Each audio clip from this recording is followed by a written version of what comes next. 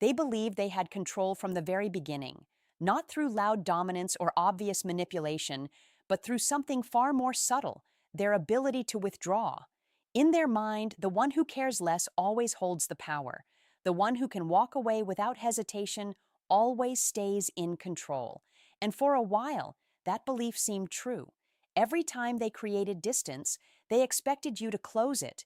Every time they became emotionally unavailable, they assumed you would try harder, give more, and prove your worth. That pattern had likely worked for them before.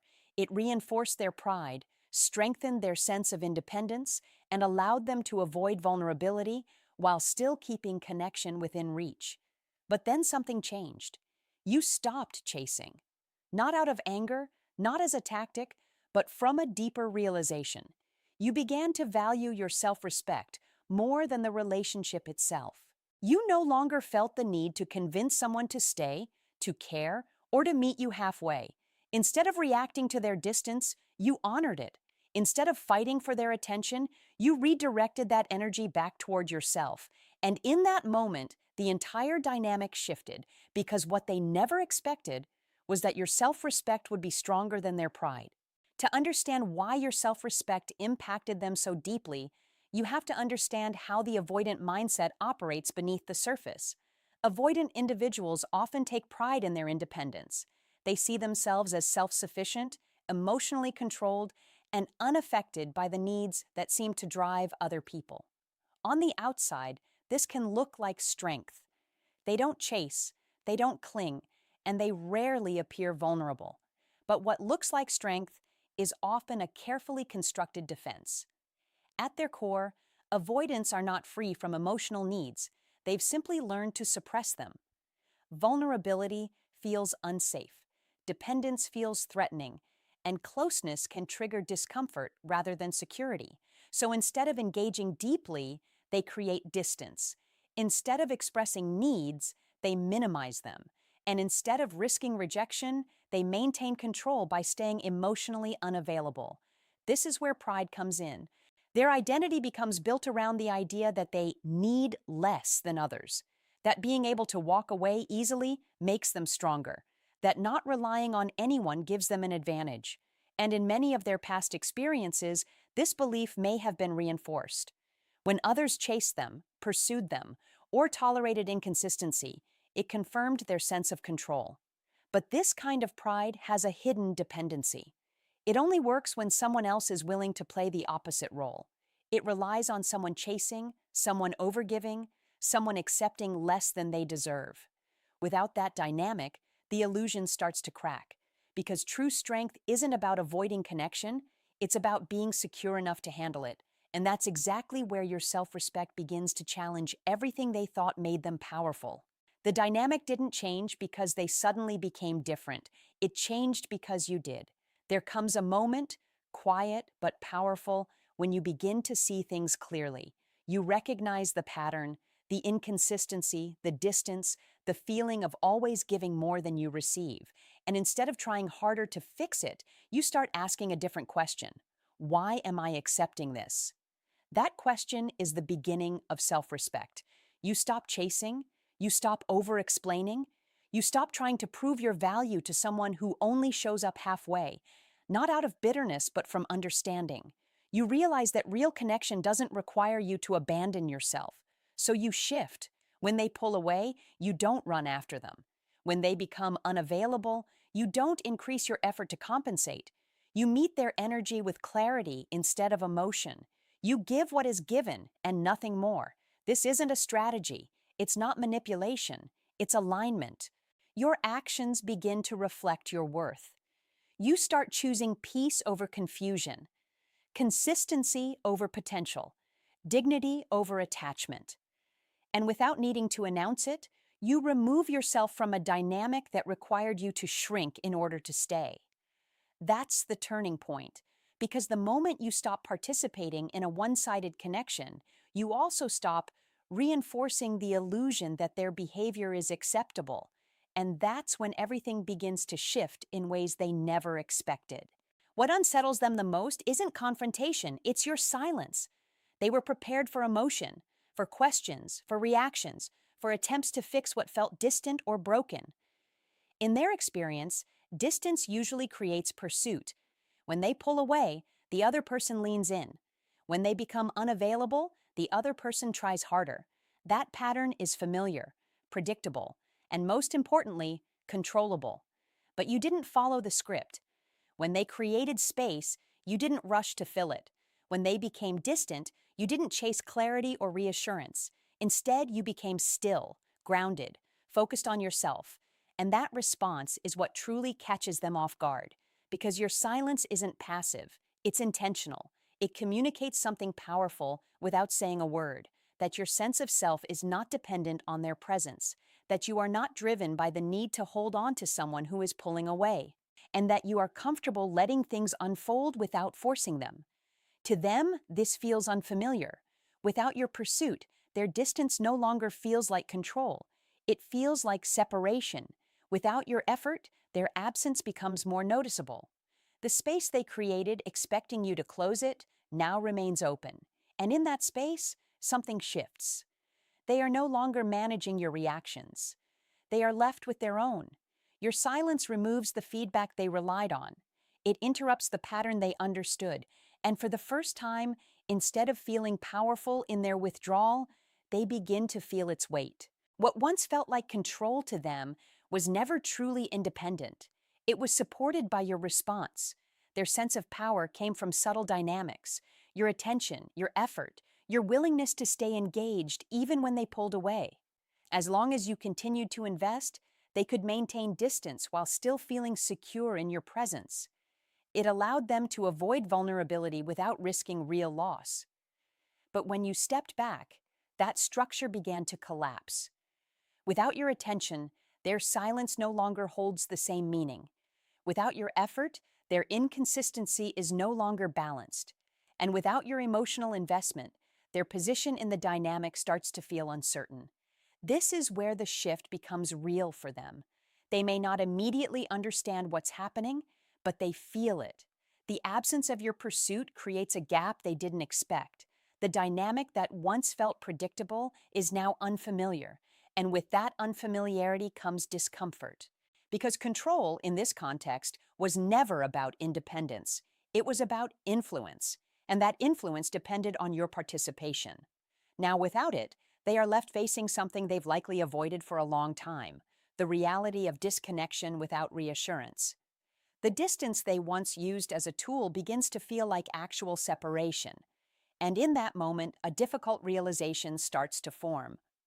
That what they believed was power may have only existed because you allowed it to. At first, they may try to stay composed. They tell themselves nothing has changed, that this is temporary, that you'll eventually come back, reach out, or re-engage the way you always have. But as time passes, something begins to unsettle them. You're not reacting, you're not breaking your silence, you're not sending emotional messages, not asking for explanations, not trying to fix what they disrupted. And more importantly, you seem okay. That's when the panic starts to surface. Because what truly destabilizes them isn't distance, it's consistency. Your words and your actions are finally aligned. If you said you wouldn't accept inconsistency, you meant it. If you said you would step back, you followed through. And that's unfamiliar to them. They may have encountered people who set boundaries before, but those boundaries often dissolved under pressure. People who said they would leave, but stayed. People who asked for more, but accepted less. You're different. You don't argue your worth, you demonstrate it through your behavior. And that kind of clarity removes their ability to rely on mixed signals, temporary effort, or emotional confusion to regain control. Now, they can't predict you the way they used to. And ironically, that unpredictability doesn't come from chaos. It comes from your stability. Because when someone is grounded in self-respect, they become steady, not reactive. And that steadiness forces the other person to confront something they've been avoiding, that you might not come back this time. And that possibility is what creates the panic. When their usual patterns stop working, they don't immediately shift into clarity or accountability. Instead, they often double down on what feels familiar. They create more distance, not necessarily because they want to lose you, but because distance has always been their way of regaining control. If pulling away worked before, they may believe that pulling away further will finally trigger the reaction they're used to: your attention, your effort, your pursuit. At the same time, they begin testing. These tests can be subtle: a delayed response, a brief message after silence, a small sign of interest just to see if you'll re engage the way you used to. They're looking for confirmation that the old dynamic still exists, that you're still willing to step back into the role you once played. But this time your response is different. You don't overreact. You don't chase temporary attention. You don't interpret small gestures as meaningful change. Instead, you stay grounded in what you've already recognized: that consistency matters more than moments. And that's what disrupts them, because their usual strategies rely on emotional reactions. They rely on you filling the gaps they create. But when you stop doing that, those strategies lose their effect. You're no longer responding out of habit. You're responding with awareness. And that awareness creates a boundary they can't easily move. For the first time, their distance doesn't control the situation. It simply reveals it. As the dynamic loses its emotional intensity, something important begins to emerge: your growth. While they remain caught in the same patterns of distance, avoidance, and emotional inconsistency, you begin to move forward, not loudly, not for validation, but quietly and consistently in a direction that centers your well-being.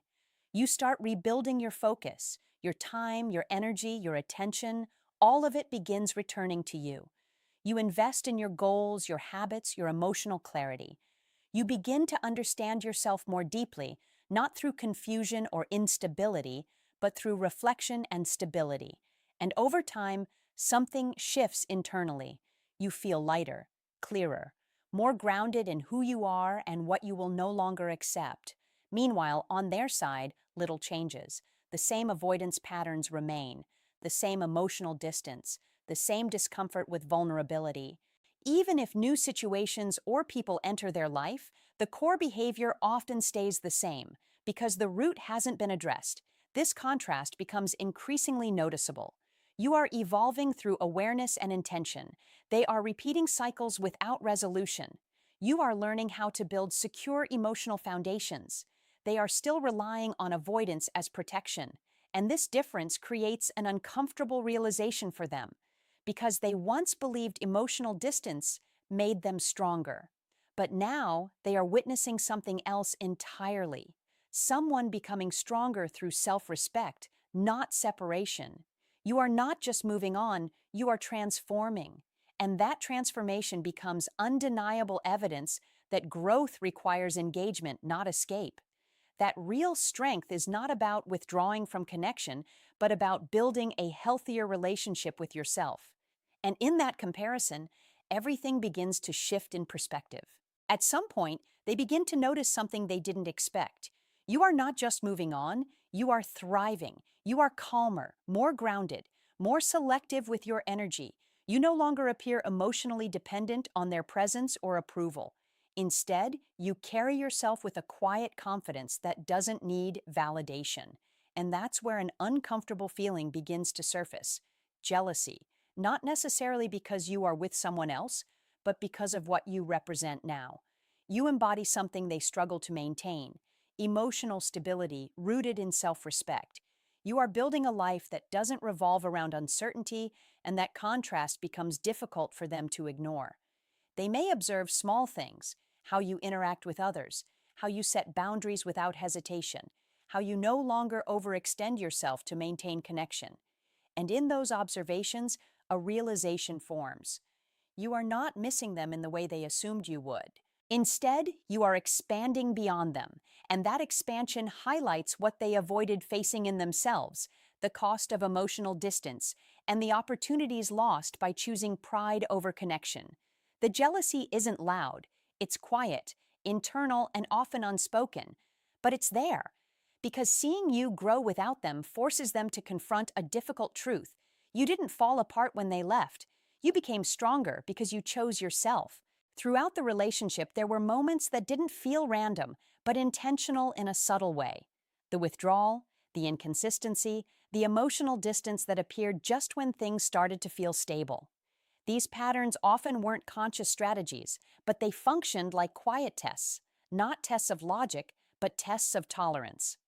On some level, they were observing how much you would accept, how long you would stay, how much effort you would invest without equal return, whether you would adjust yourself to maintain the connection, even when your needs weren't being met. And when you responded with patience or over-effort in the past, it reinforced a pattern in their mind. That distance wouldn't cost them anything significant. But something changed when you chose self-respect. You stopped adjusting. You stopped overextending. You stopped filling in the emotional gaps they created.